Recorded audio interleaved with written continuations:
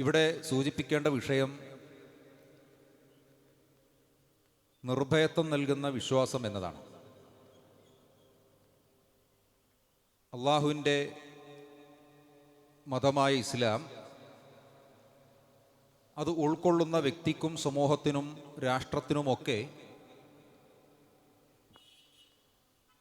എന്തൊക്കെ നേട്ടങ്ങളാണ് നൽകിക്കൊണ്ടിരിക്കുന്നത്? ഇതൊരു പ്രസക്തമായ ചോദ്യമാണ്. നമ്മൾ ഏതൊരു ആശയം സ്വീകരിക്കുമ്പോഴും ഏതൊരു ദർശനത്തെ ഉൾക്കൊള്ളുമ്പോഴും ഇത് ഞാൻ സ്വീകരിച്ചു കഴിഞ്ഞാൽ എനിക്കെന്ത് നേട്ടമാണ് ഉണ്ടാകുന്നത് എന്നത് നമ്മളോട് ചോദിക്കേണ്ടതും വിലയിരുത്തേണ്ടതുമായ ഒരു പ്രധാന ചോദ്യം തന്നെയാണ്. ആ അർത്ഥത്തിൽ നമ്മൾ മുസ്ലിങ്ങളായി ഇസ്ലാമിൻ്റെ അനുയായികളായി എന്നതുകൊണ്ട് നമുക്കെന്തു നേട്ടമാണുള്ളത്? ഇതിനൊരുപാട് ഉത്തരങ്ങളുണ്ട്. നമ്മുടെ വിഷയവുമായി ബന്ധപ്പെട്ട ഉത്തരം മാത്രമാണ് സ്വല്പം വിശദീകരിക്കുന്നത്. ഒരാൾ ഇസ്ലാമിലേക്ക് വരുന്നതിലൂടെ, മുസ്ലിം ആകുന്നതിലൂടെ അയാൾക്ക് ലഭിക്കുന്ന ഒരു വലിയ നേട്ടമാണ് നിർഭയമുള്ള ഒരു ജീവിതം നയിക്കാൻ സാധിക്കുമെന്നത്. നമ്മുടെ ചുറ്റുവട്ടത്തുള്ള ഇതര മതങ്ങളാകട്ടെ, ഭൗതിക പ്രത്യയശാസ്ത്രങ്ങളാകട്ടെ, അതിൽ നിന്നും ലഭിക്കാത്ത ആത്യന്തികമായ നിർഭയത്വം, താൽക്കാലികമായ നിർഭയത്വം ലഭിച്ചേക്കാം, താൽക്കാലികമായ സമാധാനം ലഭിച്ചേക്കാം. പക്ഷേ സ്ഥായിയായ ആത്യന്തികമായ സമാധാനവും നിർഭയത്വവും ഇസ്ലാമിൽ നിന്ന് ലഭിക്കുന്നത് പോലെ മറ്റൊന്നിൽ നിന്നും ലഭിക്കുന്നില്ല എന്നത് ഒരു വസ്തുതയാണ്. ലോകത്ത് ചില മതങ്ങൾ അറിയപ്പെടുന്നത് വ്യക്തികളുടെ പേരിലാണ്. വേറെ ചില മതങ്ങൾ അറിയപ്പെടുന്നത് പ്രദേശങ്ങളുടെ പേരിലാണ്. എന്നാൽ ഇസ്ലാം അറിയപ്പെടുന്നത് എന്തിൻ്റെ പേരിലാണ്? ഇസ്ലാം അറിയപ്പെടുന്നത് ഒരു ആശയത്തിൻ്റെ പേരിലാണ്. എന്താണ് ആശയം? സമാധാനം എന്നതാണ് ആശയം. ഈ ആശയത്തിൻ്റെ പ്രത്യേകത എന്താണ്? അതിപുരാതന കാലം മുതൽ ഇന്നത്തെ ആധുനിക കാലഘട്ടം വരെ ഇനി ജീവിക്കാനിരിക്കുന്ന മനുഷ്യരുടെ കാലഘട്ടത്തിലേക്കും ഒരുപോലെ ആവശ്യമുള്ള പ്രസക്തമായ ആശയമാണ് സമാധാനം എന്നത്. ഏതെങ്കിലും ഒരു കാലഘട്ടത്തിലെ ജനങ്ങൾക്ക് ഞങ്ങൾക്കിനി സമാധാനമൊന്നും വേണ്ട, ഞങ്ങൾ ജീവിക്കുന്ന കാലഘട്ടത്തിൽ ശാസ്ത്രം ഏറെ പുരോഗതി പ്രാപിച്ചിട്ടുണ്ട്, ഇത് സയൻസിൻ്റെ യുഗമാണ്, അതുകൊണ്ട് സമാധാനം വേണ്ട എന്ന് പറയാൻ കഴിയുമോ? ഏതെങ്കിലും ഒരു പ്രദേശത്തെ ചൂണ്ടിക്കാണിച്ചുകൊണ്ട് അവിടെ സാമ്പത്തികമായി വളരെ വലിയ വളർച്ചയുണ്ടായിട്ടുണ്ട്, വിദ്യാഭ്യാസ സ്ഥാപനങ്ങൾ ധാരാളമുണ്ട്, അതുകൊണ്ട് അവിടെ സമാധാനം വേണ്ട, നിർഭയത്വം വേണ്ട എന്ന് പറയാൻ കഴിയുമോ? ഇല്ല. അപ്പോൾ സമാധാനം എന്ന് പറയുന്നത്, നിർഭയത്വം എന്ന് പറയുന്നത് അതിപുരാതന കാലത്തെ മനുഷ്യർ മുതൽ ഇനി ഏത് കാലഘട്ടത്തിലും ജീവിക്കുന്ന മനുഷ്യർക്കു വരെ ആവശ്യമുള്ള വളരെ പ്രധാനപ്പെട്ട, ജീവിതത്തെ എളുപ്പമാക്കുന്ന, ലളിതമാക്കുന്ന ഘടകങ്ങളാകുന്നു സമാധാനം, നിർഭയത്വം എന്ന് പറയുന്നത്. നമ്മുടെ മതം അറിയപ്പെടുന്നത് തന്നെ ഈ ഒരു കാലിക പ്രസക്തമായ ആശയത്തിൻ്റെ മേലിലാണ്. എങ്ങനെയാണ് ഇസ്ലാം സ്വീകരിക്കുന്ന ഒരാൾക്ക് നിർഭയത്വം ഉണ്ടാകുന്നത്? വിശുദ്ധ ഖുർആൻ അനവധി സ്ഥലങ്ങളിലൂടെ വിശദീകരിച്ചിരിക്കുന്ന ഒരു കാര്യമാണത്. നിർഭയത്വം എന്ന് പറയുന്നത് ഒന്നിനെയും പേടിക്കാത്ത സാഹചര്യമല്ല, പിന്നെയോ അള്ളാഹുവിനെ മാത്രം പേടിക്കുന്ന സാഹചര്യമാണ് ഇസ്ലാം ഉദ്ദേശിക്കുന്ന നിർഭയത്വം. നമ്മളിപ്പോൾ ഹജ്ജിൻ്റെ മാസത്തിലാണല്ലോ. ദുൽഖഅദും ദുൽഹിജ്ജയും ഒക്കെ ഹജ്ജുമായി ബന്ധപ്പെട്ട ഒരുക്കങ്ങൾക്കും യാത്രകൾക്കുമുള്ള മാസങ്ങളാണ്. ഈ ഹജ്ജിൻ്റെ വിശുദ്ധ മാസങ്ങളിൽ നമ്മൾ ഏറ്റവും കൂടുതൽ അനുസ്മരിക്കുന്ന മഹാനായ പ്രവാചകനാണ് ഇബ്രാഹിം അലൈഹിസ്സലാത്തു വസ്സലാം. അദ്ദേഹത്തിൻ്റെ ചരിത്രം വിശുദ്ധ ഖുർആൻ ധാരാളം സൂറത്തുകൾ വ്യക്തമാക്കുന്നുണ്ട്. അദ്ദേഹത്തിൻ്റെ ചില പ്രഖ്യാപനങ്ങൾ കാണാൻ മതി. അതിൽ വളരെ പ്രധാനപ്പെട്ട ഒരു പ്രഖ്യാപനമാണ് ഇന്നി അഖാഫുല്ലാഹ റബ്ബൽ ആലമീൻ. ലോകരക്ഷിതാവായ അള്ളാഹുവിനെ മാത്രമേ ഞാൻ ഭയപ്പെടുകയുള്ളൂ. ഇതാണ് നിർഭയത്വം. നിർഭയത്വം എന്ന് പറഞ്ഞാൽ, ഇസ്ലാം നൽകുന്ന നിർഭയത്വം എന്ന് പറയുന്നത് ഒന്നിനെയും പേടിയില്ലാത്ത അവസ്ഥയില്ല, അള്ളാഹുവിനെ മാത്രം പേടിച്ചുകൊണ്ട് മറ്റ് യാതൊന്നിനെയും പേടിക്കാത്ത സാഹചര്യമാണ്. ഒന്നിനെയും പേടിക്കാത്ത ഒരു സാഹചര്യത്തിൽ ആർക്കും ജീവിക്കാൻ കഴിയില്ല. കാരണം അങ്ങനെ ഒരു സാഹചര്യം ഉണ്ടാകില്ല. എന്നാൽ അള്ളാഹുവിനെ മാത്രം പേടിക്കുമ്പോൾ മറ്റു പലതിൽ നിന്നുമുള്ള ഭയം അവൻ്റെ മനസ്സിൽ നിന്ന് ഇല്ലാതെയായിത്തീരുന്നു. ഇസ്ലാമിക ചരിത്രം പരിശോധിക്കുമ്പോൾ, ഇസ്ലാമിലേക്ക് വന്നിരിക്കുന്ന ജനപദങ്ങളെ പരിശോധിക്കുമ്പോഴൊക്കെ ഈ പറയുന്ന നിർഭയത്വം, അള്ളാഹുവിനെ മാത്രം പേടിച്ചതുകൊണ്ട് അവരുടെ ജീവിതത്തിൽ നിന്നു മാറിയിരിക്കുന്ന മറ്റു ഭയപ്പാടുകളെ, ആശങ്കകളെയൊക്കെ നമുക്ക് കണ്ടെത്താൻ സാധിക്കും. അപ്പോൾ ഇസ്ലാം എങ്ങനെയാണ് നിർഭയത്വമാകുന്നത്, എങ്ങനെയാണ് സമാധാനമാകുന്നത് എന്നതിനെ സംബന്ധിച്ച് നമ്മൾ ചർച്ച ചെയ്യുമ്പോൾ അതിനൊരുപാട് ചരിത്രങ്ങളുണ്ട്.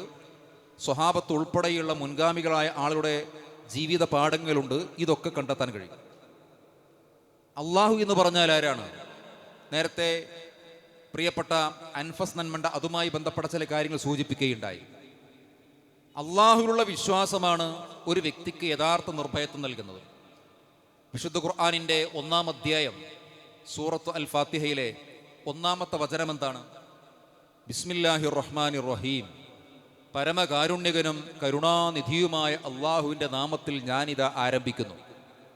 ഖുർആനിൻ്റെ തുടക്കം അള്ളാഹുവിൻ്റെ കാഠിന്യത്തെ പറ്റി പറഞ്ഞിട്ടല്ല, അള്ളാഹുവിൻ്റെ കാരുണ്യത്തെ സംബന്ധിച്ച് പറഞ്ഞുകൊണ്ടാണ്. റഹ്മാൻ റഹീം, പരമകാരുണ്യകനും കരുണാനിധിയുമായവൻ എന്നത് മനുഷ്യർക്ക് നൽകുന്നത് ഒരു വലിയ പ്രതീക്ഷയാണ്. എങ്ങനെയാണ് ഇസ്ലാം വലിയ പരിവർത്തനമുണ്ടാക്കിയത്? മദ്യപാനികളെ, വ്യഭിചാരികളെ, യുദ്ധക്കൊതിയന്മാരെ, മനുഷ്യത്വം തൊട്ടു തീണ്ടിയിട്ടില്ലാത്ത ജനപദങ്ങളെ എങ്ങനെയാണ് ഇസ്ലാം മാറ്റിയത്? അതിൻ്റെ പ്രധാനപ്പെട്ട ഒന്ന്, ഇസ്ലാം അവർക്ക് ഒരു വലിയ പ്രതീക്ഷ നൽകി. ലോകത്തിന് മുഴുവൻ കരുണ ചൊരിയുന്ന ഒരു കരുണാവാരിധിയായ രക്ഷിതാവ് ഇവിടെയുണ്ട്. അവൻ എനിക്ക് മാത്രം എങ്ങനെ കരുണ ചൊരിയാതിരിക്കും? ഈ പ്രതീക്ഷയാണ് ഇസ്ലാം ഒന്നാമതായി മുന്നോട്ട് വെച്ചത്. നിർഭയത്വം എന്നതിന് ഒറ്റമൂലി ചികിത്സയില്ല.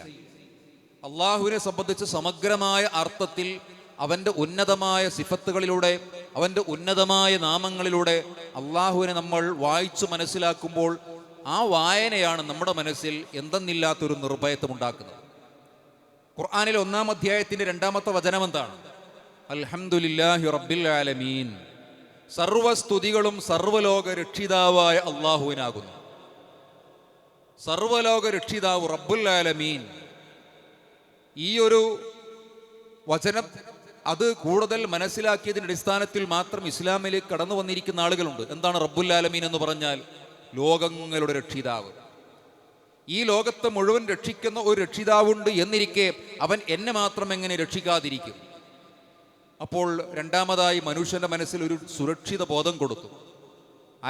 ബിസ്മില്ലാഹി റഹ്മാനിർ റഹീം എന്നത് നിരാശയിൽ നിന്നൊരു വലിയ പ്രതീക്ഷ നൽകിയപ്പോൾ അൽഹംദുലില്ലാഹി റബ്ബിൽ ആലമീൻ എന്നത് അവൻ്റെ മനസ്സിൽ അരക്ഷിത ബോധത്തിൽ നിന്ന്, അരക്ഷിത ചിന്തയിൽ നിന്ന് ഒരു സുരക്ഷിത ബോധം, ഒരു റബ്ബുൽ ആലമീൻ ഇവിടെയുണ്ട്, അവൻ എന്നെ രക്ഷിക്കും എന്ന ചിന്ത നൽകി. അർ-റഹ്മാനിർ റഹീം വീണ്ടും ആവർത്തിച്ചു. ഫാത്തിഹ സൂറത്തിന് 4-ാമത്തെ വചനം എന്താണ്? മാലികി യൗമിദ്ദീൻ, പ്രതിഫലം നൽകുന്ന നാളിൻ്റെ ഉടമസ്ഥൻ. പ്രതിഫലം നൽകുന്ന നാളിൻ്റെ ഉടമസ്ഥൻ. ഇത് മനുഷ്യന്റെ മനസ്സിൽ ഒരു വലിയ ജാഗ്രതയുടെ സന്ദേശമാണ് കൊടുക്കുന്നത്. മനുഷ്യ, നിന്റെ ഓരോ പ്രവർത്തനത്തിൻ്റെയും ഉത്തരവാദി നീ മാത്രമാണ്. നിന്റെ നന്മയുടെ പ്രതിഫലവും തിന്മയുടെ പ്രത്യാഘാതവും നീ തന്നെ അനുഭവിക്കേണ്ടി വരും. എത്ര നിസ്സാരമായ നന്മ ചെയ്താലും നിനക്ക് നിരാശപ്പെടേണ്ടതില്ല, അതിൻ്റെ നന്മ നിനക്ക് ആസ്വദിക്കാം. അതുകൊണ്ട് എന്ത് വേണം? ഈ ലോകത്തെ നിന്റെ പ്രവർത്തനങ്ങൾ വളരെ ജാഗ്രതയോടെയായിരിക്കണം. എത്ര കണ്ടാലും കൊണ്ടാലും പാഠം പഠിക്കാത്ത അലസതയുടെ മനസ്സിൽ നിന്ന് ഒരു ജാഗ്രതയുടെ മനസ്സിലേക്ക് ഫാത്തിഹ സൂറത്ത് മാലികി യൗമിദ്ദീൻ എന്നതിലൂടെ നമ്മൾ എത്തിച്ചു. ശേഷമുള്ള ആയത്ത് എന്താണ്? ഇയ്യാക നഅ്ബുദു വ ഇയ്യാക നസ്തഈൻ. നിന്നെ മാത്രം ഞങ്ങൾ സഹായം തേടുന്നു, നിന്നോട് മാത്രം സഹായം തേടുന്നു, നിന്നെ മാത്രം ഞങ്ങൾ ആരാധിക്കുകയും ചെയ്യുന്നു. അത് വല്ലാത്തൊരു ആശ്വാസമാണ്, ഒരു അഭയമാണത്. നമ്മുടെ ഭാരത്തെ ഇറക്കി വെക്കുവാൻ നമുക്കൊരു വലിയ ആശാ കേന്ദ്രമുണ്ട് എന്ന് നമ്മൾ ഖുർആനിലൂടെ തിരിച്ചറിയുന്ന സന്ദർഭമാണ്. നോക്കൂ, ഫാത്തിഹ സൂറത്തിലെ ആദ്യത്തെ 5 ആയത്തുകളിലേക്ക് നമ്മൾ എത്തിയിട്ടുള്ളൂ.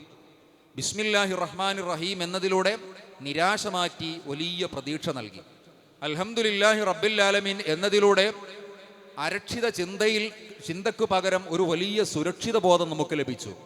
മാലികി യൗമിദ്ദീൻ എന്നതിലൂടെ അലസമായ ചിന്തയിൽ നിന്ന് ഒരു വലിയ ജാഗ്രതയുടെ ബോധത്തിലേക്ക് നമ്മെ എത്തിച്ചു. ഇയ്യാക നഅ്ബുദു വ ഇയ്യാക നസ്തഈൻ എന്നതിൽ നിന്ന് നമുക്കൊരു വലിയ ആശ്വാസം നൽകി. എങ്ങനെയാണ് ഇസ്ലാമിലൂടെ ജനങ്ങൾക്ക് നിർഭയത്വം ലഭിക്കുന്നത്?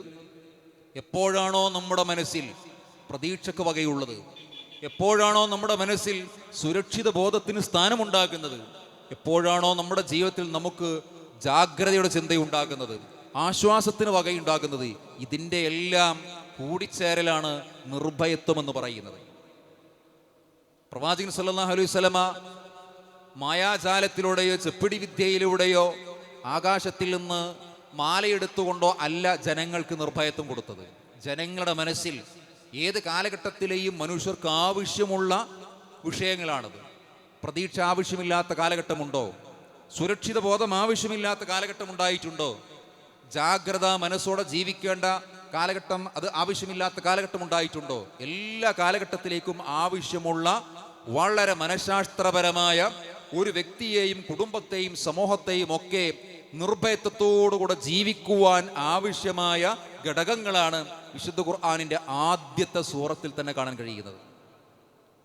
ഇന്ന് നമ്മൾ ജീവിക്കുന്ന കാലഘട്ടം വിനോദ സഞ്ചാര കേന്ദ്രങ്ങൾ ഏറെ വർദ്ധിച്ചിരിക്കുന്ന കാലഘട്ടമാണ്. എവിടെ നോക്കിയാലും പാർക്കുകൾ, അതുപോലെ തന്നെ സാഹസികമായ ടൂറിസ്റ്റ് കേന്ദ്രങ്ങൾ. പക്ഷെ വിനോദ കേന്ദ്രങ്ങൾ ഏറെ പെരുകിയിട്ടും നമ്മുടെ നാട്ടിൽ എന്താ കാണുന്നത്? വിഷാദ രോഗികളുടെ എണ്ണമാണ് വർദ്ധിക്കുന്നത്. മാനസികാരോഗ്യ മേഖലയിൽ നടന്നുകൊണ്ടിരിക്കുന്ന സർവേകൾ സൂചിപ്പിക്കുന്നത് ഈ ശാസ്ത്ര പുരോഗതി ആർജിച്ചിരിക്കുന്ന വിദ്യാഭ്യാസ വിപ്ലവം നടന്നുകൊണ്ടിരിക്കുന്ന ഈ കാലഘട്ടത്തിൽ മാനസിക ആരോഗ്യത്തോടുകൂടെ ജീവിക്കുന്ന ആളുടെ എണ്ണം കൂടുന്നു എന്നതല്ല, പിന്നെയോ മാനസിക രോഗികളുടെ എണ്ണം കൂടുന്നു. ജനങ്ങൾ സന്തോഷിക്കുവാൻ ഒരുപാട് കേന്ദ്രങ്ങൾ ഉണ്ടെങ്കിലും, വിനോദങ്ങൾ ഏർപ്പെടാൻ ഒരുപാട് കേന്ദ്രങ്ങൾ ഉണ്ടെങ്കിലും വിഷാദ രോഗമാണ് മനുഷ്യനെ പിടിപെട്ടുകൊണ്ടിരിക്കുന്നത്. വേൾഡ് ഹെൽത്ത് ഓർഗനൈസേഷൻ അഥവാ ലോകാരോഗ്യ സംഘടനയുടെ പഠനത്തിൽ പറയുന്നത് ഇന്ന് ലോകത്ത് ജീവിച്ചിരിക്കുന്ന മനുഷ്യരെ ശാരീരികമായി, സാമ്പത്തികമായി, സാമൂഹികമായി, കുടുംബപരമായി ഏറ്റവും കൂടുതൽ പ്രയാസപ്പെടുത്തുന്ന രോഗങ്ങളിൽ 4-ാം സ്ഥാനത്ത് നിൽക്കുന്നത് ഡിപ്രഷൻ അഥവാ വിഷാദ രോഗമാണ്. കുറച്ചുകൂടെ മുന്നോട്ട് പോകുമ്പോൾ മനുഷ്യനെ ഏറ്റവും കൂടുതൽ പ്രയാസപ്പെടുത്തുന്ന രോഗങ്ങളിൽ 2-ാം സ്ഥാനത്ത് വിഷാദ രോഗം എത്തുമെന്നാണ്.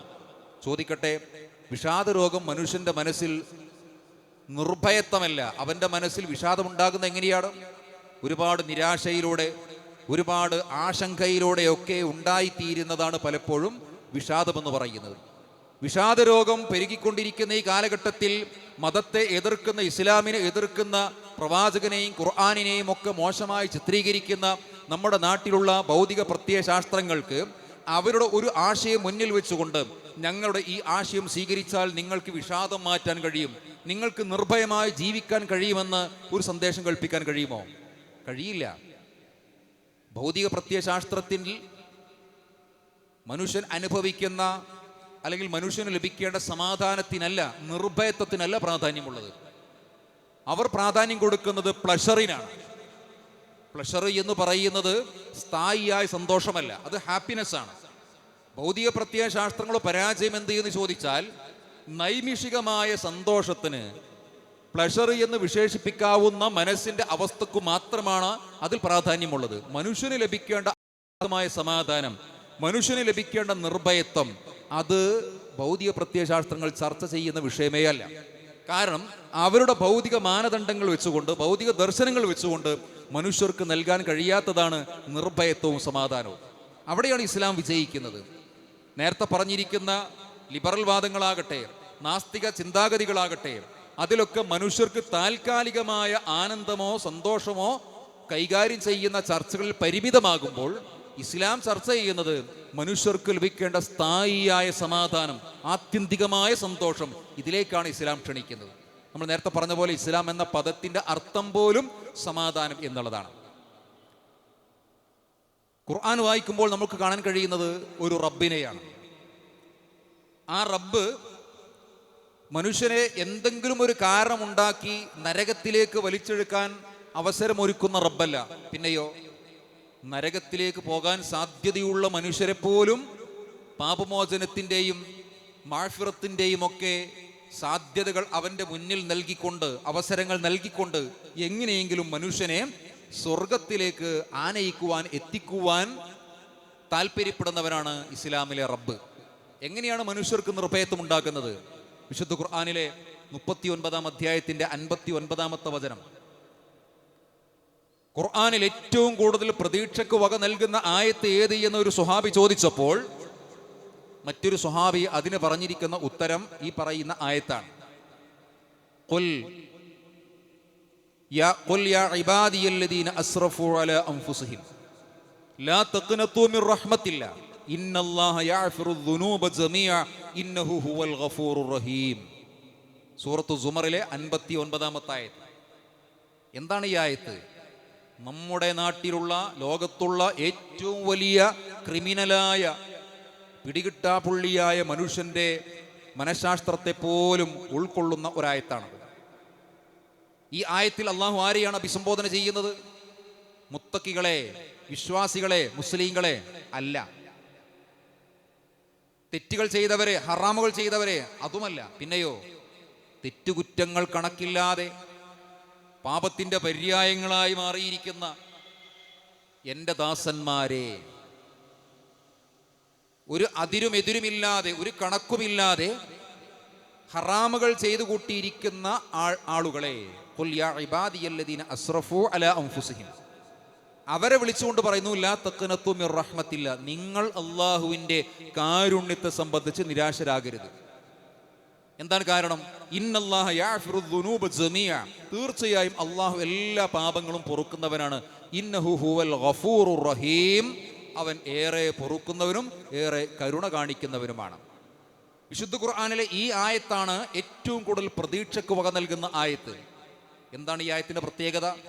നമ്മുടെ നാട്ടിലെ പിടികിട്ടാപ്പുള്ളിയായി പ്രഖ്യാപിക്കപ്പെട്ടിരിക്കുന്ന ആൾക്ക് വരെ, തലക്ക് കോടിക്കണക്കിന് രൂപ ഇനാം പ്രഖ്യാപിച്ചിരിക്കുന്ന അതിക്രൂരന്മാരായ പ്രതികൾക്കു വരെ ഇനി ഞങ്ങൾക്കൊന്ന് നന്നാകണമെന്ന് അവർ ആത്മാർത്ഥമായി ആഗ്രഹിക്കുകയാണെങ്കിൽ അവർക്ക് പോലുമുള്ള ഒരു പ്രചോദനമാണ് ഈ ആയത്ത്.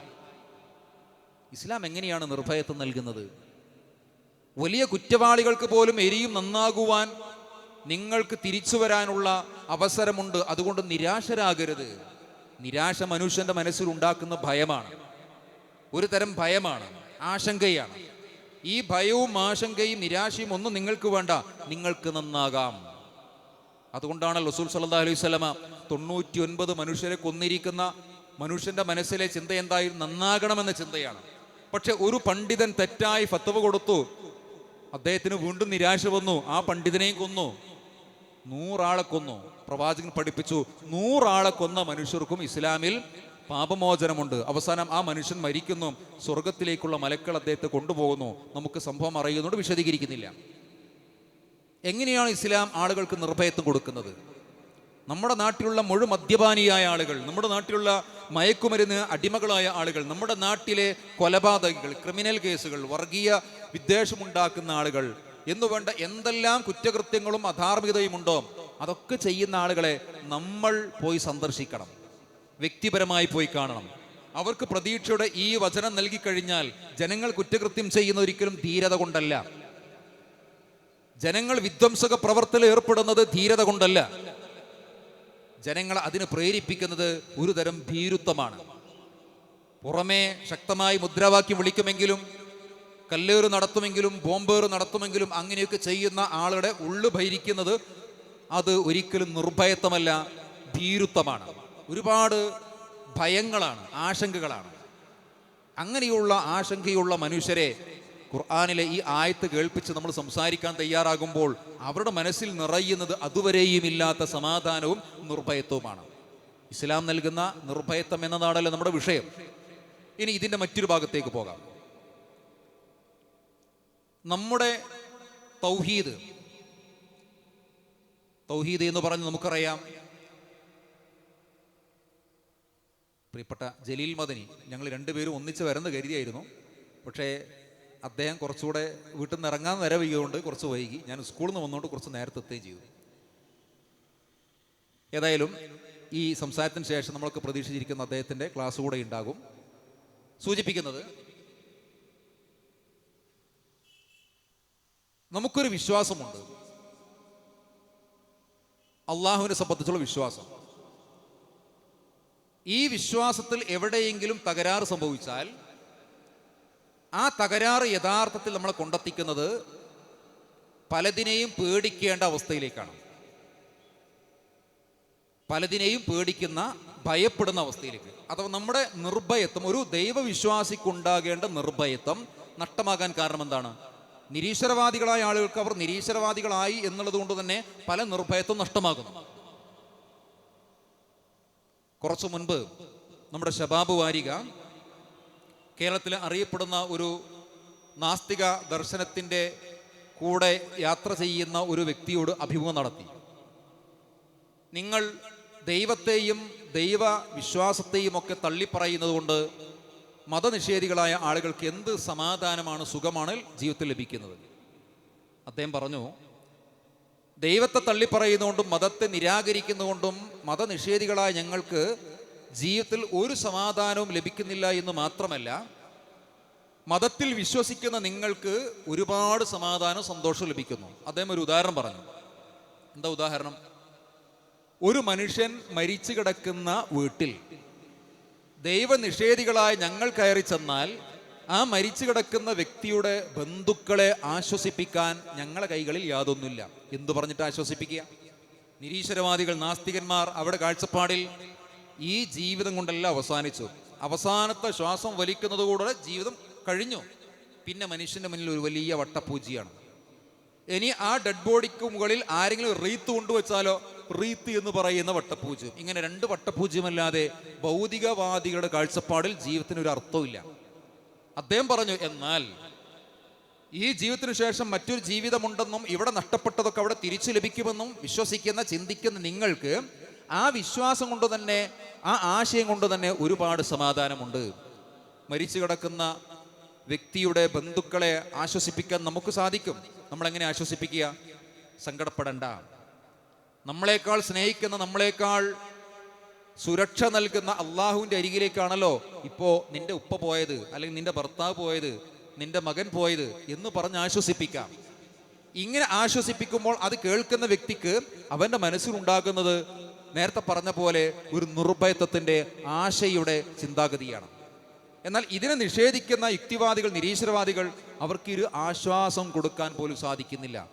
ഒരു വ്യക്തി മരിച്ചു കിടക്കുന്ന വീട്ടിലെ ദുഃഖിക്കുന്ന ബന്ധുമിത്രാദികൾക്ക് ആശ്വാസം നൽകുവാനോ നിർഭയത്വം നൽകുവാനോ യുക്തിവാദ പ്രസ്ഥാനത്തിൻ്റെ ആശയങ്ങൾക്ക് സാധിക്കുന്നില്ല എങ്കിൽ ലോകത്തിൻ്റെ ഏതു പ്രശ്നത്തിന് ആശ്വാസം നൽകാനാണ് സാധിക്കുക? ഒരു വ്യക്തിക്ക് പോലും ആശ്വാസം കൊടുക്കാൻ കഴിയുന്നില്ലെങ്കിൽ ലോകത്തിന് എങ്ങനെ ആശ്വാസം കൊടുക്കാൻ കഴിയും?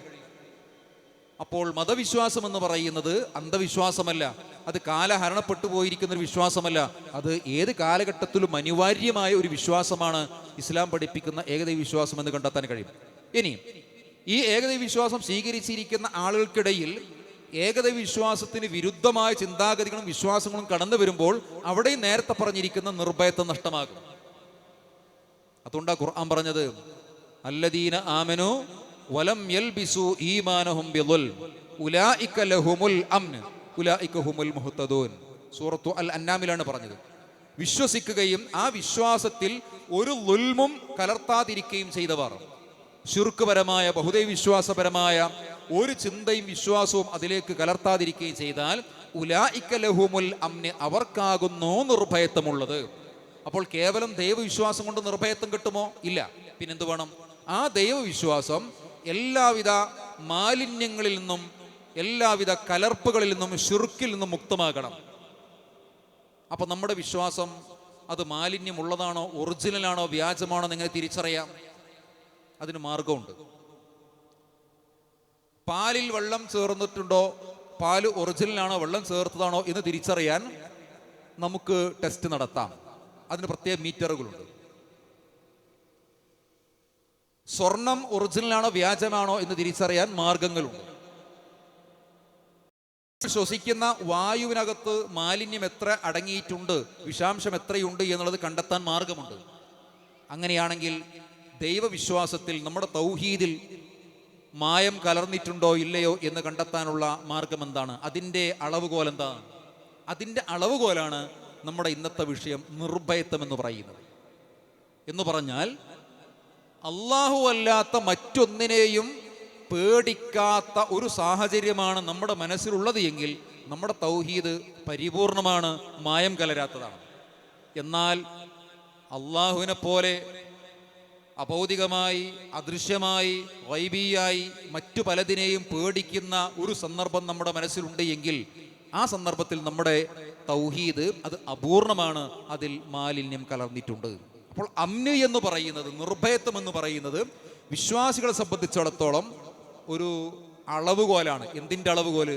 നമ്മുടെ വിശ്വാസത്തിൽ മാലിന്യം ഉണ്ടായിട്ടുണ്ടോ, നമ്മുടെ വിശ്വാസം അത് ഒറിജിനലാണോ, ശുദ്ധമാണോ എന്ന് തിരിച്ചറിയാൻ. ഉദാഹരണം പറയാം.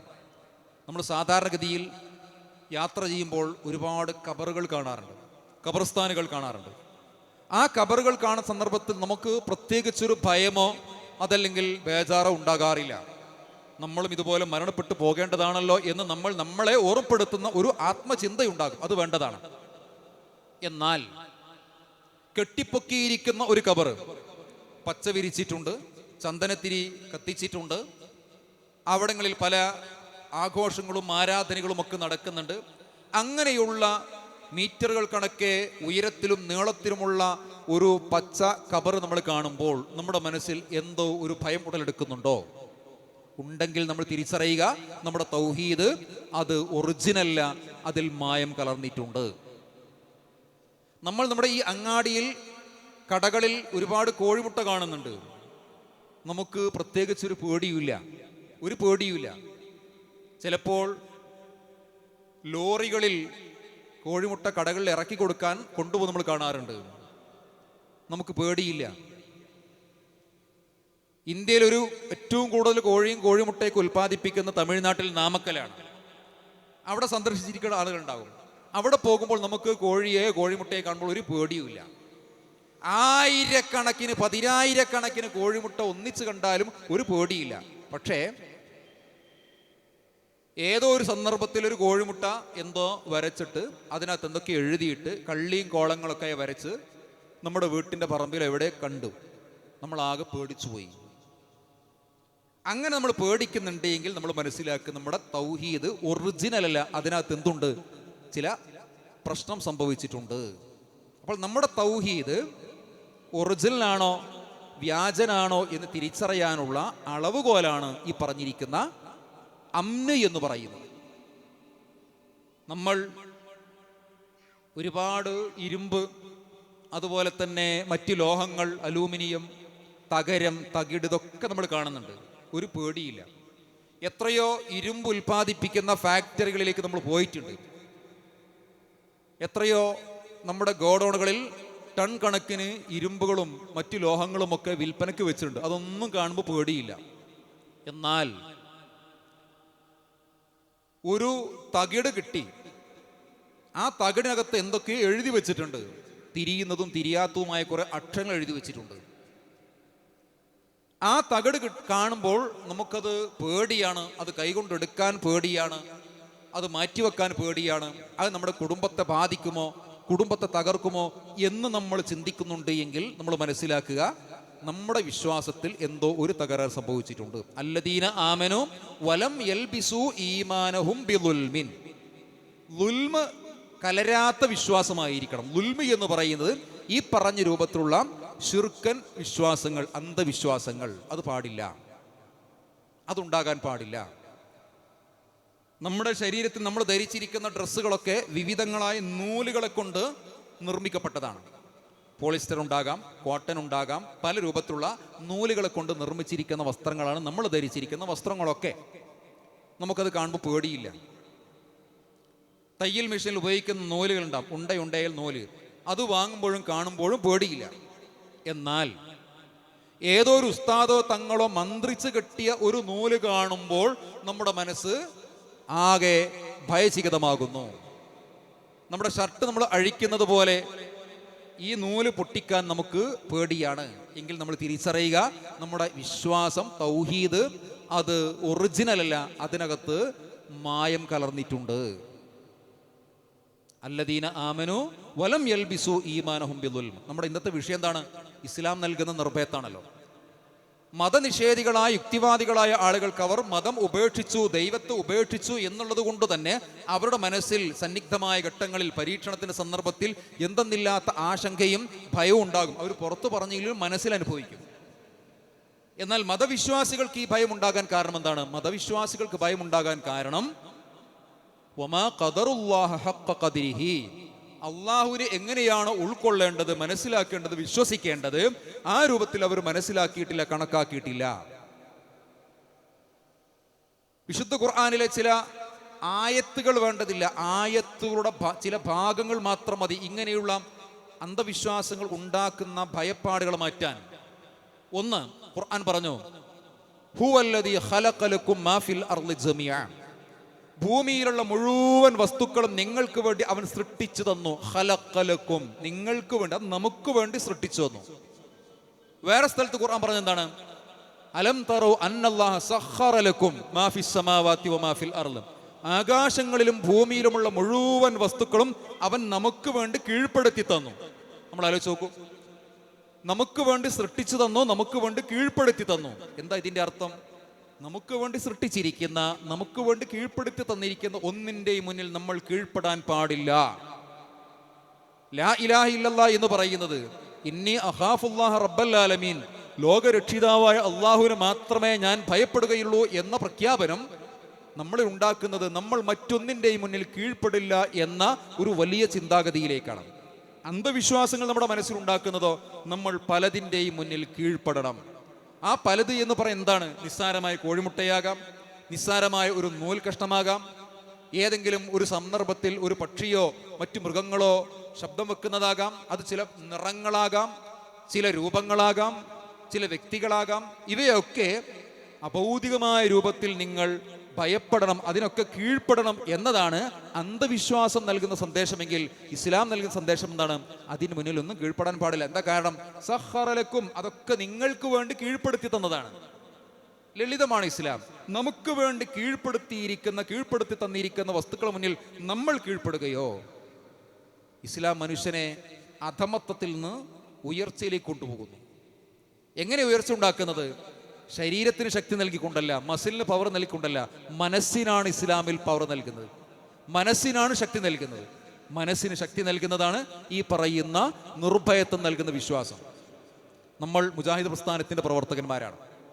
കേരളക്കരയിൽ പ്രവർത്തിക്കുന്ന മുജാഹിദ് പ്രസ്ഥാനം ഈ കേരളീയ സമൂഹത്തിന് നൽകിയിരിക്കുന്ന ഏറ്റവും പ്രധാനപ്പെട്ട സന്ദേശം എന്താണ്? നമ്മൾ എല്ലാ മേഖലയിലും ഇടപെട്ടിട്ടുണ്ട്. ഇന്ത്യയുടെ മഹത്തായ സ്വാതന്ത്ര്യ സമരത്തിന് വേണ്ടി നമ്മൾ ഇടപെട്ടിട്ടുണ്ട്, വിദ്യാഭ്യാസ പ്രവർത്തനത്തിന് ഇടപെട്ടിട്ടുണ്ട്, സ്ത്രീ വിദ്യാഭ്യാസത്തിന് വേണ്ടി പ്രത്യേകമായി നമ്മൾ പ്രവർത്തിച്ചിട്ടുണ്ട്, നിഷേധിക്കപ്പെട്ടിരിക്കുന്ന സ്ത്രീകളുടെ ആരാധന സ്വാതന്ത്ര്യത്തിന് വേണ്ടി നമ്മൾ നിലപാടെടുത്തിട്ടുണ്ട്, ഇതെല്ലാം ചെയ്തിട്ടുണ്ട്. എന്നാൽ ഇതിനേക്കാൾ വലിയ സംഭാവന മുജാഹിദ് പ്രസ്ഥാനം കേരളത്തിൽ നൽകിയത് നിർഭയത്വമുള്ള ഒരു ജീവിതം നയിക്കുവാൻ മാനസിക ശക്തിയുള്ള ഒരു സമൂഹത്തെ ഇവിടെ സൃഷ്ടിച്ചെടുത്തു എന്നുള്ളതാണ്.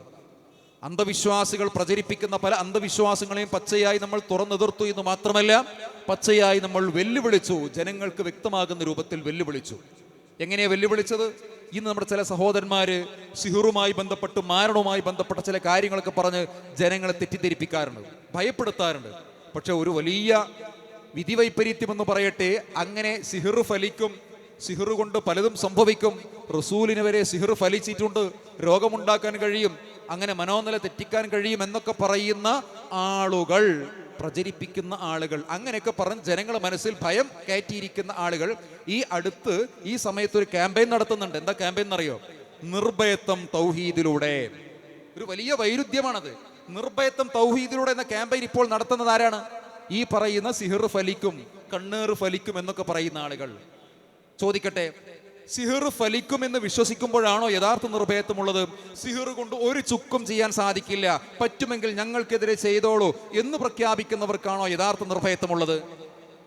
കണ്ണേറ് കൊണ്ടൊന്നും സംഭവിക്കില്ല, സംഭവിക്കുമെങ്കിൽ ഞങ്ങൾക്കേറെ നിങ്ങൾ കണ്ണേറ് നടത്തിക്കോളൂ എന്ന് പ്രഖ്യാപിക്കുന്ന ആളുകൾക്കാണോ, വിശ്വസിക്കുന്ന ആളുകൾക്കാണോ? അതല്ല, കണ്ണേറ് കൊണ്ട് പലതും സംഭവിക്കും എന്ന് പ്രചരിപ്പിക്കുന്ന ആർക്കാണ് യഥാർത്ഥ നിർഭയത്വം?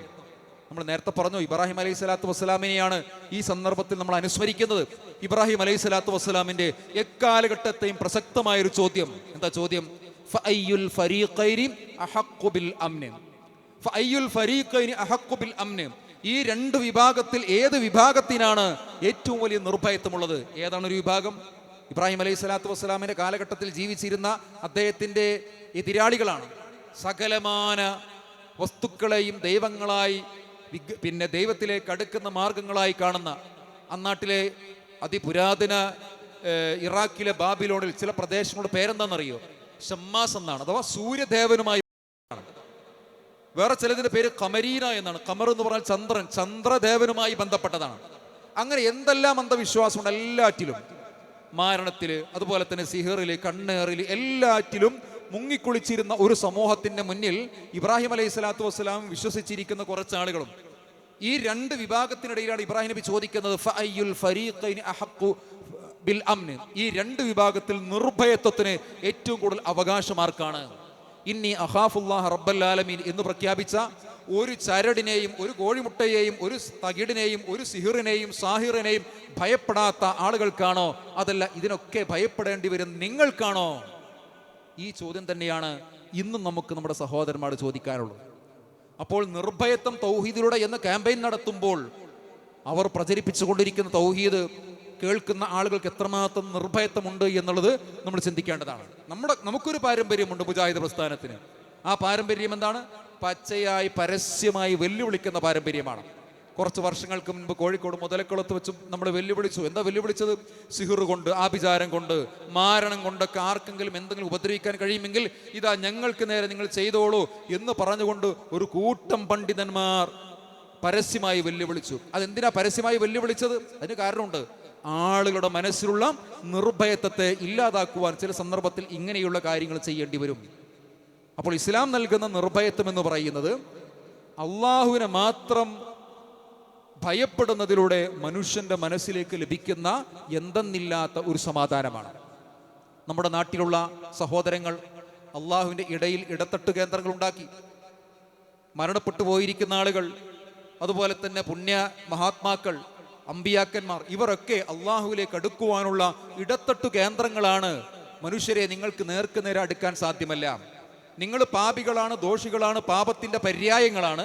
തെറ്റുകുറ്റങ്ങൾ കുന്നുകൾ കണക്ക് വഹിക്കുന്ന നിങ്ങൾക്ക് കാരുണ്യവാനായ അല്ലെങ്കിൽ ഉന്നതനായ റബ്ബിലേക്ക് നേർക്കുനേരെ അടുക്കാൻ സാധിക്കില്ല. അതുകൊണ്ട് എന്ത് വേണം? നിങ്ങളെ കാര്യങ്ങളൊക്കെ ഈ ഇടത്തട്ട് കേന്ദ്രത്തിലേക്ക്, മധ്യവർത്തി കേന്ദ്രത്തിലേക്ക് നിങ്ങൾ വന്ന് പറയണം. അവരിലൂടെ നിങ്ങൾക്ക് പരിഹാരം ഉണ്ടാകും. എന്താ ഖുർആന് സമ്മതിച്ചിട്ടുണ്ടോ? ഖുർആൻ അംഗീകരിച്ചതാണോ? അല്ല. ഖുർആനിന്റെ ഒരു വാക്കുമതി, ഒരു ആയത്ത് പോലും വേണ്ട, ഒരു വാക്കുമതി ഈ മധ്യവർത്തി കേന്ദ്രങ്ങൾ പാടില്ല എന്ന് മനസ്സിലാക്കാൻ. വിശുദ്ധ ഖുർആനിലെ 2-ാം അധ്യായം സൂറത്തു അൽ ബഖറയിലെ 186-ാമത്തെ ആയത്ത് നമുക്ക് എല്ലാവർക്കും അറിയും. വഇദാ സഅലക ഇബാദി അന്നി ഫഇന്നി ഖരീബ് ഉജീബു ദഅവത ദാഇ ഇദാ ദഅൻ ഫൽയസ്തജീബൂ ലി വൽയുഅ്മിനൂ ബി ലഅല്ലഹും യർഷുദൂൻ. എങ്ങനെയാണ് നിർഭയത്വം ഉണ്ടാകുന്നത്? ഇസ്ലാം നൽകുന്ന നിർഭയത്വം എന്നാണ് നമ്മുടെ വിഷയം. ഈ ആയത്തുകളൊക്കെ നമ്മൾ മനസ്സിലാക്കുമ്പോൾ ഒരു വിശ്വാസിക്ക് എങ്ങനെയാണ് നിർഭയത്വം ഉണ്ടാകുന്നത് എന്ന് നമുക്ക് ബോധ്യമാകും. പ്രവാചകനോട് ചോദിക്കുകയാണ് ആ നാട്ടിലെ ആളുകൾ. ഏത് കാലഘട്ടത്തിലും അള്ളാഹുവിനെ സംബന്ധിച്ച് സംശയമുണ്ട്. അള്ളാഹു എവിടെയാണ്? എങ്ങനെയാണ്? പാപികളായ ഞങ്ങൾക്ക് നേർക്കുനേരെ പ്രാർത്ഥിക്കാൻ പറ്റുമോ? ഞങ്ങളെ പ്രാർത്ഥന കേൾക്കുമോ? ഇടയാളന്മാർ വേണോ? മധ്യവർത്തികൾ വേണോ? സംശയമാണ്. ഈ സംശയങ്ങൾക്കൊക്കെ നൽകാൻ പറഞ്ഞ മറുപടി എന്താണ്? ഫഇന്നി ഖരീബ്. ഇങ്ങനെ അള്ളാഹുവിനെ പറ്റി ചോദിക്കുമ്പോൾ അതിന് പറയേണ്ട മറുപടി ഖരീബ്, ഞാൻ വളരെ ഖരീബാണ്. എന്താണ് ഖരീബ് എന്ന് പറഞ്ഞാൽ? ഖരീബ് എന്ന് പറഞ്ഞാൽ അടുപ്പിക്കുവാൻ അകൽച്ചയില്ലാത്ത വിധം അടുത്തിരിക്കുന്നവൻ. അടുപ്പിക്കുവാൻ അകൽച്ചയില്ലാത്ത വിധം അടുത്തിരിക്കുന്നവൻ ആരാണോ അവനാണ് ഖരീബ്. മുഹൈദ്ദീൻ ഷൈഖിലേക്ക് ഇവിടുന്ന് 6000-ലേറെ കിലോമീറ്ററുകളുണ്ട്. എവിടേക്കോ മറമാടപ്പെട്ടിരിക്കുന്ന ഷെയ്ഖുമാരിലേക്ക്, ബീവിമാരിലേക്ക്, തങ്ങന്മാരിലേക്ക് എത്രയോ കിലോമീറ്ററുകൾ അകലെയുണ്ട്. പക്ഷെ അള്ളാഹു ആകട്ടെ അടുപ്പിക്കുവാൻ അകൽച്ചയില്ലാത്ത വിധം അടുത്തിരിക്കുന്നവരാണ്. ഇത്രയേറെ അടുത്തിരിക്കുന്ന ഈ അള്ളാഹുവിനെ നമ്മളിലേക്ക് അടുപ്പിക്കുവാനാണോ ആയിരക്കണക്കിന് കിലോമീറ്ററുകൾ അപ്പുറം മറമാടപ്പെട്ടിരിക്കുന്ന ഷെയ്ഖന്മാരെ വിളിക്കുന്നത്? എന്തുമാത്രം വലിയ അസംബന്ധമാണത്!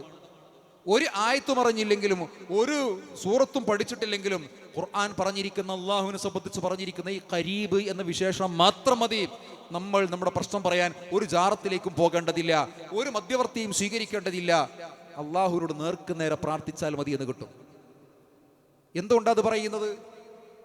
നമ്മുടെ നാട്ടിൽ ആർക്കും തർക്കമില്ലാത്ത കുറച്ച് കാര്യമുണ്ട്. നമ്മുടെ നാട്ടിൽ സുന്നികളാകട്ടെ, മുജാഹിദുകളാകട്ടെ, ജമാഅത്തുകൾ, ആർക്കും തർക്കമില്ലാത്ത കാര്യം എന്തുകൊണ്ട് പ്രാർത്ഥന അള്ളാഹുവോട് മാത്രം. അതിൽ ഒന്ന്, വിശുദ്ധ ഖുർആനിൽ വന്നിരിക്കുന്ന മുഴുവൻ പ്രാർത്ഥനയും അള്ളാഹുവോട് മാത്രം.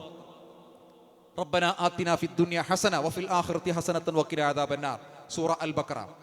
അതിന്റെ അവസാനത്തിൽ വന്നിരിക്കുന്ന പ്രാർത്ഥനയുണ്ട്, റബ്ബന ലാ തുആഖിദനാ ഇൻ നസീന എന്ന് തുടങ്ങുന്ന ആയത്ത്. സൂറത്തു ആലി ഇംറാൻ, റബ്ബന ലാ തുസീ ഖുലൂബന ബഅദ ഇദ് ഹദൈതന, നമുക്കറിയാവുന്നതാണ്.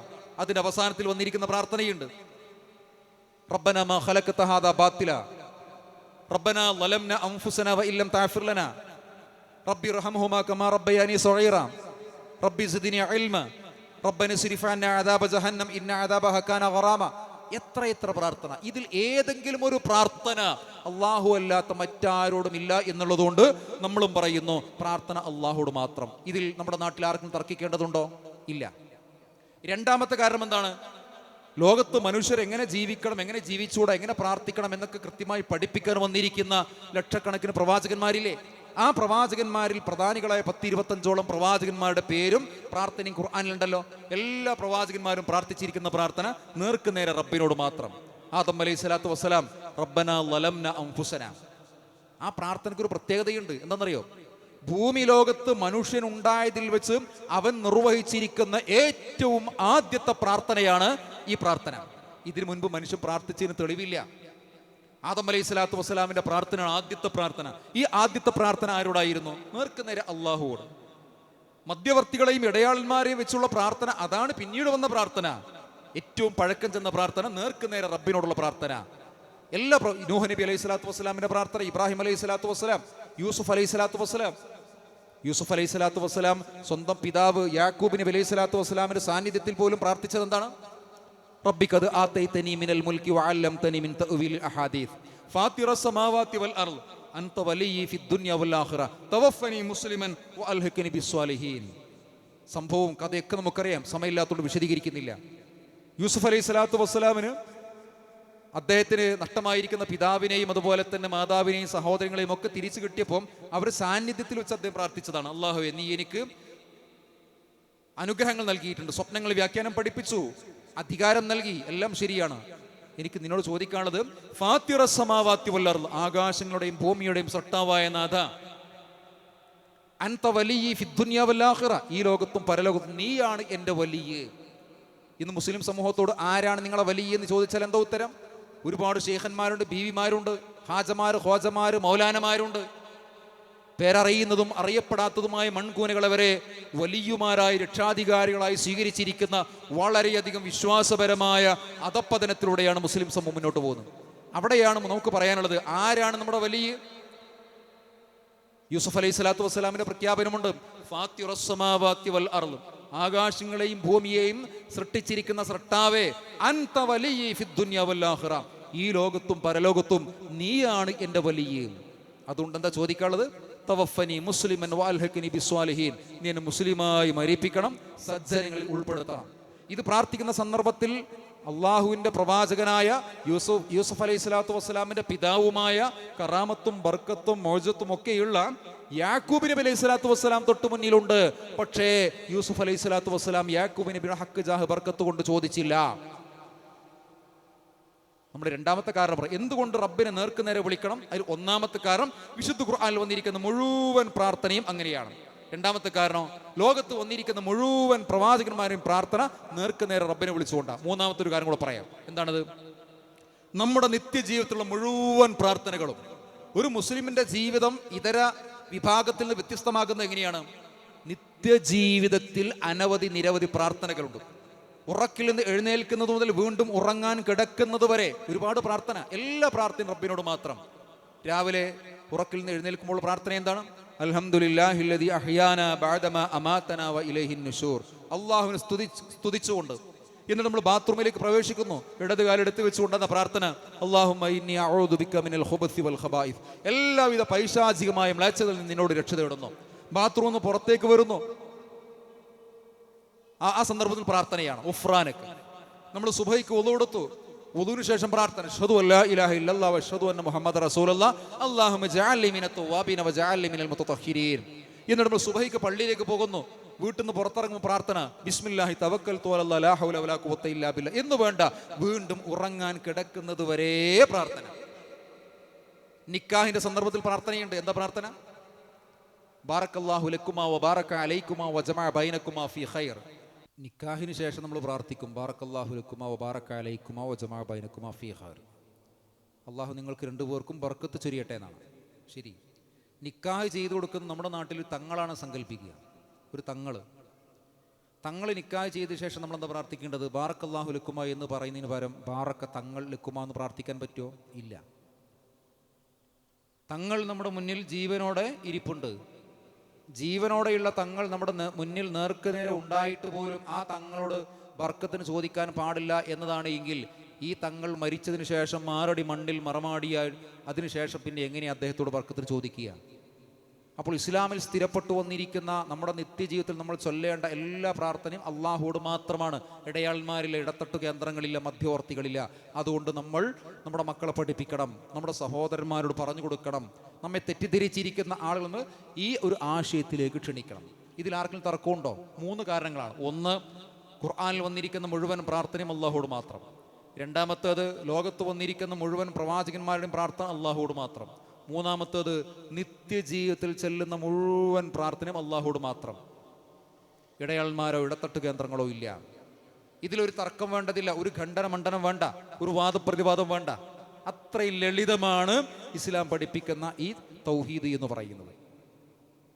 അപ്പോൾ ഈ വക കാര്യങ്ങളെ സംബന്ധിച്ച് നമ്മൾ കൂടുതൽ മനസ്സിലാക്കണം. എന്നാൽ ഇതിൽ നിന്ന് വ്യതിചലിക്കുമ്പോൾ, ഈ ഏകദൈവ വിശ്വാസത്തിൽ എവിടെയെങ്കിലും ഒരു പ്രശ്നം സംഭവിക്കുമ്പോൾ അവിടെ നമ്മൾ നേരത്തെ പറഞ്ഞതുപോലെ പലതിനെയും പേടിക്കുകയാണ്. മൃഗങ്ങളെ പേടിക്കുന്നു, നമ്മളെക്കാൾ നിസ്സാരമായ വസ്തുക്കളെ പേടിക്കുന്നു, ശബ്ദങ്ങളെ പേടിക്കുന്നു, നിറങ്ങളെ പേടിക്കുന്നു, സമയങ്ങളെ പേടിക്കുന്നു, എല്ലാറ്റിനെയും പേടിക്കുന്നു. ഈ പേടിയിൽ നിന്ന് മുക്തമാകണമോ? ഖുർആൻ പഠിപ്പിച്ചിരിക്കുന്ന കറകളഞ്ഞിരിക്കുന്ന തൗഹീദിലേക്ക് അള്ളാഹു എന്താണോ തീരുമാനിച്ചത്, അല്ലാഹുമ്മ ലാ മാനിഅ ലിമാ അഅ്തൈത വലാ മുഅ്തി ലിമാ മനഅത്, അല്ലാഹുവേ നീ നൽകിയത് തടയുവാനോ നീ തടഞ്ഞത് നൽകുവാനോ ഒരാൾക്കും സാധ്യമല്ല എന്നത് നമ്മുടെ മനസ്സിലുണ്ടാക്കുന്നത് ഒരു ഉറപ്പാണ്. കാലി ഇടറാതെ, അടിപതറാതെ, ധൈര്യസമേതം നമുക്ക് വീണ്ടും വീണ്ടും തളരാതെ മുന്നോട്ട് പോകുവാൻ നമ്മുടെ മനസ്സിന് നൽകുന്ന ഒരു ഊർജമാണ്, നിർഭയത്വമാണ് നമ്മൾ ഓരോ നമസ്കാരത്തിൻ്റെയും ശേഷം ചൊല്ലിക്കൊണ്ടിരിക്കുന്ന ഇത്തരം പ്രാർത്ഥനകൾ. അപ്പോൾ ഇസ്ലാം പഠിപ്പിച്ചിരിക്കുന്ന പ്രാർത്ഥനകളാകട്ടെ, ദിക്റുകളാകട്ടെ, ആരാധനകളാകട്ടെ, ഇസ്ലാമിൻ്റെ വിശ്വാസങ്ങളാകട്ടെ, ഇതെല്ലാം ആത്യന്തികമായി മനുഷ്യന് നൽകുന്ന ഏറ്റവും പ്രധാനപ്പെട്ട ഒരു നേട്ടം എന്ത് ചോദിച്ചാൽ അതാണ് അൽ അംന് അഥവാ നിർഭയത്വം. ഈ അൽ അംനിൽ നിന്നാണ് ഈമാൻ എന്ന് പറയുന്ന ഘടകം ഉണ്ടാകുന്നത്. വിശ്വാസം എന്ന് പറഞ്ഞാൽ തന്നെ എന്താണ്? വിശ്വാസത്തിന്റെ അർത്ഥം എന്താണ്? അനിഷേധ്യമായ ബോധ്യം എന്നാണ്. അനിഷേധ്യം അഥവാ നിഷേധിക്കാൻ കഴിയാത്ത ബോധ്യം. എപ്പോഴാണോ നമുക്കൊരു കാര്യം നിഷേധിക്കാൻ കഴിയാതെ നമ്മുടെ മനസ്സിലുണ്ടാകുന്നത്, അത് നമുക്കൊരു യാഥാർത്ഥ്യ ബോധ്യം നൽകും. ആ യാഥാർത്ഥ്യ ബോധ്യം നമുക്ക് നിർഭയത്വം നൽകും. നമുക്ക് വിശ്വാസം ഉണ്ടായിട്ടും നമുക്ക് പലതിനെയും പേടിക്കുന്നുണ്ടെങ്കിൽ നമ്മുടെ വിശ്വാസം എന്തല്ല, ഒരു അനിഷേധ്യമായ ബോധ്യമായിട്ട് മാറിയിട്ടില്ല. അനിഷേധ്യം അഥവാ നിഷേധിക്കാൻ കഴിയാത്തൊരു ബോധ്യമായി നമ്മുടെ വിശ്വാസം മാറുമ്പോഴാണ് നമ്മുടെ വിശ്വാസത്തിലൂടെ നമുക്ക്, ഈമാനിലൂടെ നമുക്ക് അംന് അഥവാ നിർഭയത്വം ലഭിക്കുന്നത്. അപ്പോൾ മതവിശ്വാസികൾക്കിടയിൽ ഉണ്ടാകുന്ന ഇത്തരം വിശ്വാസ വൈകല്യങ്ങളൊക്കെ നമ്മൾ തിരിച്ചറിഞ്ഞുകൊണ്ട് നമ്മുടെ വിശ്വാസത്തെ കഴുകി വൃത്തിയാക്കി കൃത്യമായ നിർഭയത്വം ലഭിക്കുന്ന ഒരു ഈമാനാക്കി നിലനിർത്താൻ സാധിക്കുക എന്നതാണ് ഏറ്റവും പ്രധാനം. അതോടുകൂടെ തന്നെ പുതിയ കാലഘട്ടത്തിൽ നമ്മുടെ മക്കളെ സ്വാധീനിക്കുന്നത് ദൈവ നിഷേധ ചിന്തകളാണ്, മതനിരാസ ചിന്തകളാണ്. മതനിരാസ ചിന്തയുടെയും അവസാനമെന്ന് പറയുന്നത് ഈ പറയുന്ന നിരാശ തന്നെയാണ്. നോക്കൂ, ഇന്ന് പല ആളുകളും സ്കാൻഡിനേവിയൻ രാജ്യങ്ങൾ കാണിച്ചുകൊണ്ട് പറയും വേൾഡ് ഹാപ്പിനെസ് ഇൻഡെക്സിൽ അഥവാ ലോക സന്തോഷ സൂചികയിൽ ഏറ്റവും കൂടുതൽ മുന്നിൽ നിൽക്കുന്നത് ഈ സ്കാൻഡിനേവിയൻ രാജ്യങ്ങളാണ്. ഫിൻലൻഡ് പോലുള്ള, ഡെൻമാർക്ക് പോലുള്ള രാജ്യങ്ങളാണ് അത്ര. എന്നാൽ അതിനൊരു മറുവശം ഉണ്ട്. എന്താണെന്നറിയോ? ലോകത്ത് ഏറ്റവും കൂടുതൽ സൂയിസൈഡ് മനോഭാവം, ആത്മഹത്യാ മനോഭാവം നടക്കുന്ന പ്രദേശങ്ങൾ എവിടെയാണ്? അതും ഈ പറയുന്ന വേൾഡ് ഹാപ്പിനെസ് ഇൻഡെക്സിൽ 1-ാം സ്ഥാനത്ത് നിൽക്കുന്ന രാജ്യങ്ങളിലാണ്. ലോകത്ത് ഏറ്റവും കൂടുതൽ മാനസിക രോഗങ്ങൾക്കുള്ള മരുന്നുകൾ വിറ്റഴിക്കപ്പെടുന്ന പ്രദേശങ്ങൾ എവിടെയാണ്? അത് ആഫ്രിക്കയിലോ അതല്ലെങ്കിൽ ഇന്ത്യ പോലുള്ള പട്ടിണിപ്പാവങ്ങൾ ജീവിക്കുന്ന പ്രദേശങ്ങളോ അല്ല. നേരെ മറിച്ച് നേരത്തെ സന്തോഷ സൂചികയിൽ 1-ാം സ്ഥാനത്തുള്ള സ്കാൻഡിനേവിയൻ രാജ്യങ്ങളാണ്. എപ്പോഴാണ് ആളുകൾ ആത്മഹത്യയിലേക്ക് പോകുന്നത്? സന്തോഷം കൊണ്ട് നിൽക്കാൻ കഴിയുന്നില്ല എന്ന് പറഞ്ഞ് ആരും ആത്മഹത്യ ചെയ്യില്ല. ആത്മഹത്യയിലേക്ക് പോകാനുള്ള അടിസ്ഥാനം ഒന്ന് നിരാശയാണ്. നിരാശ ഉണ്ടാക്കുന്ന ഒരുപാട് ടെൻഷനുകൾ, ഭയം, ആശങ്ക, ഇതൊക്കെ തന്നെയാണ് ആത്മഹത്യയിലേക്ക് എത്തിക്കുന്നത്. അപ്പൊ മതവിശ്വാസികൾ ലോകത്ത് എവിടെയൊക്കെ കൂടുതൽ മതത്തെ കൃത്യമായി ഉൾക്കൊണ്ട് ജീവിക്കുന്നുണ്ടോ അവരുടെ ഇടയിൽ കാണുന്ന ആത്മഹത്യാ നിരക്കിനേക്കാൾ കൂടുതലാണ് ഈ പറയുന്ന മതത്തെ ഒഴിവാക്കി ജീവിക്കുന്ന ആളുടെ നാടുകളിലുള്ളത്. നമ്മുടെ മക്കൾ എന്താ പറയുന്നത്? മൈ ബോഡി മൈ ചോയ്സ് എന്നാണ്, മൈ ലൈഫ് മൈ റൂൾസ് എന്നാണ്. എൻ്റെ ബോഡി, അത് നിങ്ങൾ മതമായിട്ട് ഖുർആനുമായിട്ട് പ്രവാചകനായിട്ടൊന്നും വരണ്ട, ഞാൻ എങ്ങനെ ജീവിക്കും, എൻ്റെ ബോഡി കൊണ്ട് ഞാൻ എന്തൊക്കെ ചെയ്യും അത് ഞാൻ തീരുമാനിക്കും, എൻ്റെ ലൈഫ് എങ്ങനെ ഞാൻ തീരുമാനിക്കും, നിങ്ങൾ പിന്നെ അവിടെ ഖുർആനായിട്ടൊന്നും വരണ്ടെന്ന് പറയും. നോക്ക്, ഈ ആശയം ആരുണ്ടാക്കിയതാണ്? ഈ ആശയത്തെ നമ്മുടെ നാട്ടിൽ പ്രചരിപ്പിച്ചിരിക്കുന്ന ആളുകളാണ് നമ്മുടെ നാട്ടിലുള്ള നാസ്തികന്മാരായ ആളുകൾ, ദൈവനിഷേധികളായ ആളുകൾ. ഈ മൈ ബോഡി മൈ ചോയ്സിന്റെ അപകടം എന്താണെന്നറിയോ? മൈ ബോഡി മൈ ചോയ്സ് എന്ന ആശയം വ്യാപിച്ചതിലൂടെ സമൂഹത്തിലുണ്ടായിരിക്കുന്ന കുറെ പ്രശ്നം. അതിലൊന്ന്, ആർക്കും ആരോടും വിധേയത്വമില്ല. ആർക്കും ആരോടും വിധേയത്വമില്ല. ഇത് ഉമ്മയാണ്, ബാപ്പയാണ്, ഇത് അധ്യാപകരാണ്, പ്രായം ചെന്നവരാണ്. പ്രായം ചെന്നവരെ ബഹുമാനിക്കുകയോ ചെറിയവരെ സ്നേഹിക്കുകയോ അതൊക്കെ ഒരു വിധേയത്വമാണ്. ഇങ്ങനെയുള്ള വിധേയത്വം, ബാധ്യതാബോധം ഇല്ലാതാക്കിയിരിക്കുന്ന ആശയം ഇസ്ലാമിന്റെ ആശയമല്ല. അത് ഇല്ലാതാക്കിയിരിക്കുന്ന ആശയത്തിന്റെ പേരാണ് നാസ്തികത എന്നത്. ഇസ്ലാം പഠിപ്പിക്കുന്ന എന്താണ്? ലൈസ മിന്നാ മല്ലം യർഹം സഗീറനാ വലം യുവക്കിർ കബീറനാ. ചെറിയവരെ സ്നേഹിക്കാത്തവർ, വലിയവരെ ബഹുമാനിക്കാത്തവർ ഇസ്ലാമിൽപ്പെട്ടവനല്ല. ഇസ്ലാം എന്നത് ബാധ്യതയാണ് ഉണ്ടാക്കുന്നത്, വിധേയത്വമാണ് ഉണ്ടാക്കുന്നത്. നാസ്തികത ഉണ്ടാക്കുന്നതോ ഒരു വിധേയത്വവും ഇല്ലാതെ താൻ തോന്നി ജീവിതമാണ് ഉണ്ടാക്കുന്നത്. നമ്മുടെ കുടുംബങ്ങളിൽ പ്രായമുള്ളവരെ അനുസരിക്കാത്ത, ധിക്കരിക്കുന്ന സാഹചര്യം വളർന്നു വരുന്നു. ഇതിന്റെ കാരണക്കാരാര? മതമാണോ? ഖുർആനിലെ ഏതെങ്കിലും ഒരു ആയത്തിന്റെ അടിസ്ഥാനത്തിലാണോ മാതാപിതാക്കളെ അനുസരിക്കാത്തത്? അല്ല. ഖുർആൻ പറഞ്ഞത് ചേ ഫലാ തഖുൽ ലഹുമാ ഉഫിൻ, ചേ എന്ന് പോലും പറയാൻ പാടില്ല എന്നാണ്. എന്നാൽ ഭൗതിക പ്രത്യയശാസ്ത്രങ്ങൾ പഠിപ്പിക്കുന്ന എന്താണ്? ഇതുവരെ നമ്മൾ ഫാദർ മദർ എന്നാ പറഞ്ഞത്, ഇപ്പോൾ ഫാദർ മദർ എന്ന കാഴ്ചപ്പാടൊക്കെ മാറിയിരിക്കുന്നു. പുതിയ കാഴ്ചപ്പാട് എന്താണ്? Genetic people. ജെനറ്റിക് പീപ്പിൾ മാത്രമാണ്. അച്ഛൻ, അമ്മ, ഉമ്മ, ബാപ്പ എന്നൊക്കെ പറയുമ്പോൾ അതിലൊരു മഹത്വമുണ്ട്, അതിനൊരു പവിത്രതയുണ്ട്, അതിനൊരു ആദരവുണ്ട്, അംഗീകാരമുണ്ട്. ഇതെൻ്റെ ഉമ്മയാണ്, ബാപ്പയാണ്, ഞാൻ ആദരിക്കണം, ബഹുമാനിക്കണം, സഹായിക്കണം, സംരക്ഷിക്കണം. പക്ഷേ ഉമ്മയിൽ നിന്ന്, ബാപ്പയിൽ നിന്ന്, ഫാദറിൽ നിന്ന്, മദറിൽ നിന്ന് ജെനറ്റിക് പീപ്പിളിലേക്ക് മാറിയപ്പോൾ അവിടെ പിന്നെ അങ്ങനെയുള്ള ചിന്തകളൊന്നുമില്ല. ചോദിക്കട്ടെ, ആരാണ് ഫാദർ മദർ എന്ന ചിന്തയിൽ നിന്ന് ജെനറ്റിക് പീപ്പിൾ എന്ന ചിന്തയിലേക്ക് മക്കളെ കൊണ്ട് ചിന്തിപ്പിച്ചിരിക്കുന്ന ഈ ചിന്ത ഉണ്ടാക്കിയതാരാണ്? മൈ ബോഡി മൈ ചോയ്സിന്റെ ആളുകളാണ്, മൈ ലൈഫ് മൈ റൂൾസിന്റെ ആളുകളാണ്. ആ ആളുകളാണ് ഇന്നത്തെ നമ്മുടെ നാട്ടിന്റെ ഏറ്റവും വലിയ ദുരന്തം. അത് തിരിച്ചറിയണം. ഏറ്റവും വലിയ ദുരന്തം അവരാണ്. ഇത് വലിയ നിരാശയാണ് ഉണ്ടാക്കുന്നത്.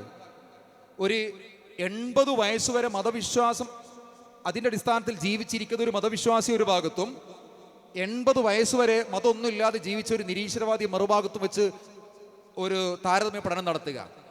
ഈ താരതമ്യ പഠനത്തിൽ മതവിശ്വാസി കൃത്യമായി ഇസ്ലാം പറഞ്ഞിരിക്കുന്ന മൂല്യങ്ങൾ, അതിൻ്റെ ഹറാമുകൾ, ഹലാലുകൾ, അതിൻ്റെ ബാധ്യതകൾ, സാമ്പത്തിക അച്ചടക്കം, കുടുംബ അച്ചടക്കം എല്ലാം പാലിച്ച് ജീവിച്ചിരിക്കുന്ന ഒരു മനുഷ്യൻ 80ാമത്തെ വയസ്സിലും അവന് നിരാശ ഉണ്ടാകൂല. അവൻ ഇതുവരെ മദ്യപിച്ചിട്ടില്ല, അവൻ മോഷണം നടത്തിയിട്ടില്ല, അവൻ ലഹരി ഉപയോഗിച്ചിട്ടില്ല, വ്യഭിചരിച്ചിട്ടില്ല, അവൻ്റെ കാശ് അന്യായമായി ചെലവഴിച്ചിട്ടില്ല, അവന് സമാധാനമാണ്. എന്നാൽ 80 വയസ്സുവരെ മതത്തെ ചീത്ത പറഞ്ഞ് തോന്നിയതുപോലെ ജീവിച്ച ആളുകൾ, മൈ ബോഡി മൈ ചോയ്സിൽ ജീവിച്ച ആളുകൾ, മൈ ലൈഫ് മൈ റൂൾസിൽ ജീവിച്ച ആളുകൾ, അവർക്ക് 80ാമത്തെ വയസ്സിൽ എന്താ ഉണ്ടാകുന്നത്? അവർക്ക് പ്രതീക്ഷയല്ല, സംതൃപ്തിയല്ല, അവർക്ക് പുറകോട്ട് തിരിഞ്ഞു നോക്കുമ്പോൾ നിരാശയാണ് ഉണ്ടാകുന്നത്. അവസാനിപ്പിക്കുന്നു. അപ്പോൾ എന്തിനാണ് നമ്മൾ ഈ മതത്തെ പ്രചരിപ്പിക്കുന്നത്? നമ്മുടെ നാട്ടിൽ വളർന്നു വരുന്ന ആളുകൾ നിരാശ ബാധിച്ച് മനോരോഗികളായി പോകാൻ പാടില്ല. മതം ഒരു മനുഷ്യൻ്റെ കുട്ടിക്കാലത്താകട്ടെ, ടീനേജിലാകട്ടെ, അവൻ്റെ യുവത്വത്തിലാകട്ടെ, മധ്യവയസ്കിലാകട്ടെ, അവൻ്റെ വാർദ്ധക്യത്തിലാകട്ടെ, അവർ നൽകുന്നത് പ്രതീക്ഷയാണ്, നിർഭയത്വമാണ്, സമാധാനമാണ്, സംതൃപ്തിയാണ്. എന്നാൽ നിരീശ്വരവാദം, നാസ്തിക ദർശനം ചിലപ്പോൾ അവരുടെ ടീനേജിൽ, കൗമാര കാലഘട്ടത്തിലും യുവത്വത്തിലും അല്പസ്വല്പം സന്തോഷം നൽകിയെന്ന് വരും. പക്ഷേ വാർദ്ധക്യത്തിലേക്ക് എത്തുമ്പോൾ, അവനൊരു പ്രയാസമുണ്ടാകുമ്പോൾ, ഒരു പരീക്ഷണം ഉണ്ടാകുമ്പോൾ ഒരിക്കലും അവൻ്റെ ആദർശം അവന് സമാധാനം നൽകുന്നില്ല, നിർഭയത്വം നൽകുന്നില്ല. ഏതായാലും ഈ വിഷയം കൂടുതൽ നമ്മൾ മനസ്സിലാക്കേണ്ടത് സമയത്തിൻ്റെ പരിമിതി കൊണ്ട് അവസാനിപ്പിക്കുകയാണ്.